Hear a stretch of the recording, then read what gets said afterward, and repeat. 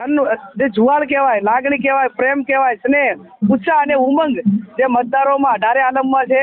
એટલે મને આજે આમ તો ઉમેદવાર તરીકે આવડો વિસ્તાર હોય એટલે સ્વાભાવિક છે, થક અનુભવાય, પણ જનસમર્થન એટલું મળી રહ્યું છે કે મને કોઈ શારીરિક થાક લાગતો નથી.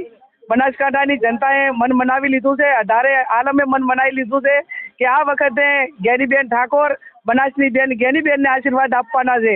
અને એક ઉમેદવાર તરીકે મારો 28 વર્ષનો તમામ સમાજો સાથેથી નાતો છે. એ નાતાનું વળતર આપવા માટે આજ ખડે પગે તમામ સમાજ છે. એટલે બનાસકાંઠાની જનતા 100% કોંગ્રેસ પાર્ટીને ગેનીબેનને આશીર્વાદ આપી અને પાર્લામેન્ટમાં મૂકશે. અને એક ઐતિહાસિક જીત એ આ બનાસકાંઠાની પ્રજાની છે. આજે હોળી છે, ગુલાલ ઉડાડી રહ્યા છે, આ ગુલાલ યથાવત રહેવાનું છે.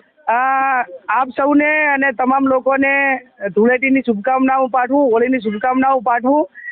રંગ અને ઉત્સાહ અને ઉમંગ એકાબીજાને ખેલદિલી તો આ કોઈ કમ નથી. આજે તમે આમ જુઓ કે આમ ફૂલડાની વર્ષા વરસી રહી છે અને ફૂલોની વર્ષા વરસીતી હોય ત્યારે કોઈ પણ આગેવાનની ઘણી બધી જવાબદારીઓ વધી જતી હોય છે. ત્યારે એક ઉત્સવનો પ્રસંગ પણ છે, લોકશાહીનો પણ પ્રસંગ છે અને ધૂળેટીને હોળીનો પણ પ્રસંગ છે. એટલે આ તમામ એક ઉત્સાહ અને આનંદથી યુવાનો અને વડીલો સૌ મનાવી રહ્યા છે એક આ લોકશાહીનો પર્વની પણ ઉજવણી. લોકો એક જ વાત કહી રહ્યા છે કે આ વખતે કિસ્મત કામ કરશે તો ગેનીબેનના કિસ્મત છે. આ જનતા જનાદેશના આશીર્વાદ એ આપણે સૌના માટે શિરોમાન્ય હોતા હોય છે. ચૂંટણીની અંદર લોકો એમને કંઈક મળે એવી અપેક્ષા રાખતા હોય છે, પણ તમે જુઓ મારી બેન દીકરીઓ સામેથી ગામડે ગામડે એ મને ડિપોઝિટના પૈસા એ લોકો આપી રહ્યા છે, મતદારો આપી રહ્યા છે. ત્યારે એમની પાસે હાલ મારે કંઈ આપવાનું નથી, મારી પાસે બેંક નથી, મારી પાસે ડેરીઓ નહીં, મારી પાસે સંસાધન નથી, માત્ર ને માત્ર લાગણી છે અને મારા ઉપરનો ભરોસો છે. એ ભરોસામાં બનાસકાંઠાના મતદારો એ ખરા ઉતરશે એવો મને 100% વિશ્વાસ છે.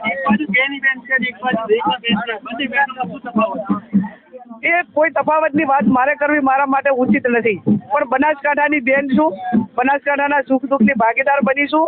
અને આ જિલ્લામાં રગે રગમાં તમામ લોકો મને ઓળખે છે ને હું એમને ઓળખું છું. એટલે બેયની હરખામણીમાં મને આશીર્વાદ આપશે. Thank you.